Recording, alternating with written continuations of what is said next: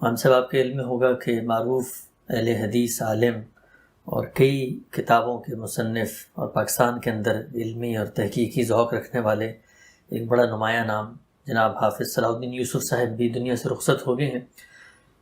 حافظ صاحب سے آپ کا تعارف کیسے ہوا؟ آپ انہیں جانتے تھے؟ کس زمانے میں آپ نے ان کی چیزیں وغیرہ پڑھیں اور ان کی دنیا سے رخصت ہو جانے پہ کیا تاثرات؟ انا للہ و انا الیہ راجعون۔ حافظ صاحب بڑی غیر معمولی صلاحیتوں کی شخصیت تھے۔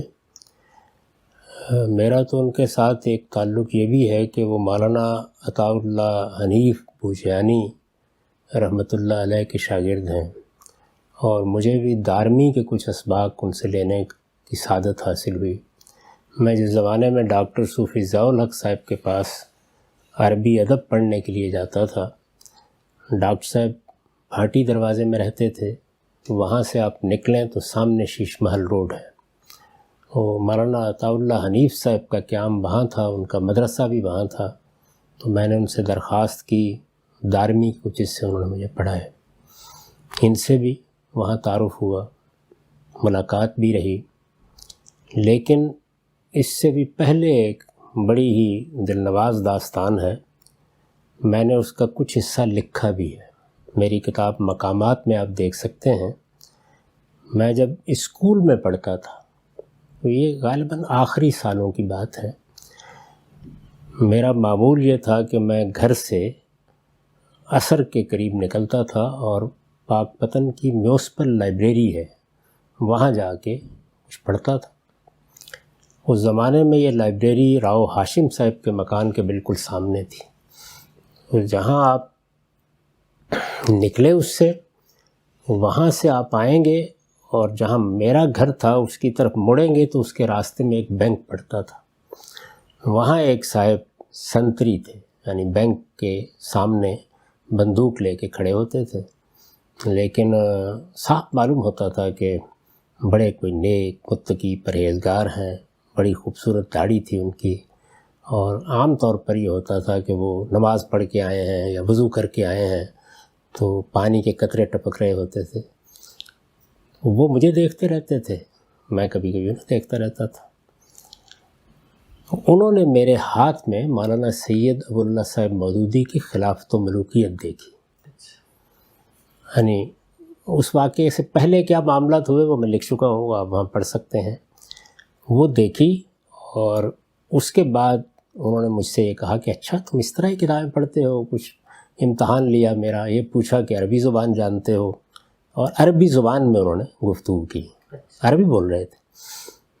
ولی صاحب ان کا نام تھا، ولی محمد صاحب، اور پاک پتن میں ان کی بعد میں مجھے معلوم ہوا کافی شہرت ہے، علمی حلقوں میں ان کا جانا آنا ہے، اگرچہ وہ ایک سنتری تھے۔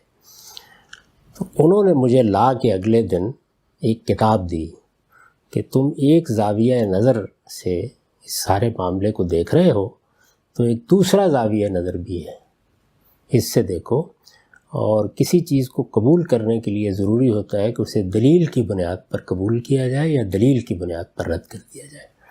تو یہ حافظ صلاح الدین صاحب کی کتاب تھی، یعنی حافظ صلاح الدین صاحب نے خلافت و ملوکیت پر جو تنقید لکھی ہے وہ مجھے پڑھنے کا موقع ملا۔ آپ پوری کتاب کو دیکھ جائیں، پوری کتاب ایک زاویہ نظر سے تاریخ کے ان واقعات کا جائزہ لیتی ہے، یہ ایک دوسرا زاویہ نظر ہے۔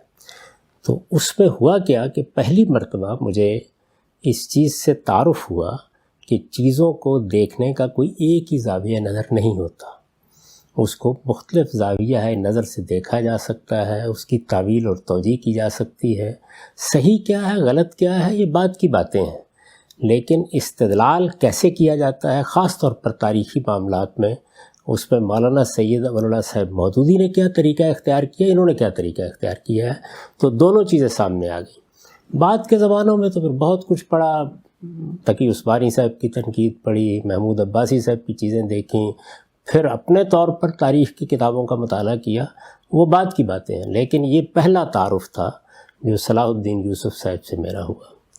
لاہور آنے کے بعد مختلف مجالس میں ملاقات ہوتی رہی، وہاں میں شیش محل روڈ پر کبھی جاتا تو وہاں ملاقات ہو جاتی۔ میرے دوست تھے منیر احمد صاحب، سلفی کہلاتے تھے، ان کا وہاں کتب خانہ تھا، کتابوں کا کاروبار کرتے تھے. میں کبھی کبھی ان کے ہاں جاتا تو وہ بھی لے جاتے اور حافظ صلاح الدین صاحب کے ساتھ بات ہو جاتی. ایک زمانے میں حسن ظن کا تعلق رہا، یعنی وہ مجھ سے محبت سے پیش آتے تھے. بلکہ میں نے جو تحریر لکھی ہے طاہر القادری صاحب کی ایک ترجمے پر تنقید کرتے ہوئے، یہ حافظ صاحب نے الاعتصام میں چھاپی. اگرچہ اس پر انہیں بہت کچھ طعن و تشنیع کا سامنا کرنا پڑا، لیکن وہ شائع انہوں نے الاعتصام میں کی تھی. الاعتصام کو میں جس زمانے میں وہ اس کو ایڈٹ کرتے تھے باقاعدگی سے دیکھتا تھا، اور لوگوں کو بھی یہ کہتا تھا کہ جو عام دینی معلومات ہیں استناد کے ساتھ، ظاہر ہے کہ وہ اہل حدیث پس منظر کے تھے، تو کم سے کم یہ تھا کہ توحید کے معاملے میں کوئی تردد نہیں ہوتا تھا. جو روایت پر نقل کریں گے بڑی حد تک تحقیق کر کے نقل کریں گے. تو اس لحاظ سے میں خود بھی لوگوں سے کہتا تھا کہ آپ عام دینی معلومات کے لیے الاعتصام کو ضرور دیکھتے رہیں. میرے ہاں بھی برسوں سے آ رہا تھا اور میں اس کو دیکھتا رہا ہوں. جب تک لاہور میں رہا بہت باقاعدگی کے ساتھ دیکھتا تھا. بعض مجالس میں خاص طور پر میرے بہت عزیز دوست ہیں آسٹریلیا مسجد کے خطیب عبد الروف ملک صاحب، جو ایک زمانے میں علماء کونسل کے سیکریٹری جنرل بھی تھے، ان کے ہاں بھی بعض مجالس میں ان کو دیکھنے کا موقع ملا. پھر بتدریج ظاہر ہے ان کو میرے نقطہ نظر سے میری تحقیقات سے اختلاف ہوا. اس میں ظاہر ہے طبیعت میں کچھ ان کی سختی بھی تھی، اس کا بھی ظہور ہو جاتا تھا. ان کی تحریروں میں بھی ہوا، مجھ پر بہت سی تنقیدیں لکھی ہیں، لیکن بحیثیت مجموعی وہ ایک صاحب علم آدمی تھے اور میرے دل میں ہمیشہ ان کی بہت قدر رہی. ایک پرہیزگار آدمی تھے، دین کو جس طرح انہوں نے سمجھا اس پر عمل کرتے تھے. نماز اہتمام کے ساتھ پڑھتے تھے. میں نے بارہا ان کے ساتھ کھڑے ہو کے نماز پڑھی ہے، اور جیسے کہ ایک بندہ مومن کا رویہ ہونا چاہیے وہی تھا. اختلاف اتفاق بالکل الگ بات ہے، ان کا زاویہ نظر بالکل الگ تھا. وہ چیزوں کو اور طرح سے دیکھتے تھے، میں اور طرح سے دیکھتا ہوں. لیکن ہم سب کو اس بات کا اعتراف کرنا چاہیے کہ ایسے اہل علم کسی ملت کا اثاثہ ہوتے ہیں. یعنی وہ لوگ کہ جو اپنی زندگی کسی علم کے لیے لگا دیں، تحقیق کے لیے لگا دیں، جو کچھ دیانتداری کے ساتھ محسوس کریں اس کو بیان کریں، اس کے ساتھ ایک تعلق کا اظہار کریں کہ یہ میری رائے ہے، میرا نقطہ نظر ہے.